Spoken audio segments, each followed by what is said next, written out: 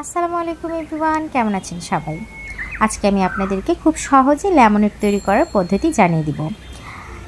আমি এই লেমনেড তৈরি করার জন্য নিয়েছি 10-12টা পুদিনার পাতা আর নিয়েছি 5-6টা লেবু পাতা।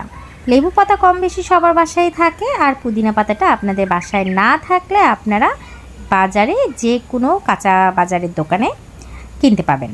তো যাই হোক, এখানে আমি লেবু পাতা আর পুদিনা পাতাগুলো খুব ভালোভাবে ধুয়ে নিচ্ছি। ধুয়ে নেওয়ার পর এখানে আমি লেমনেড তৈরি করার জন্য আরেকটা জিনিস অ্যাড করছি, সেটা হচ্ছে 1 ফালি আদা, সামান্য একটু আদা।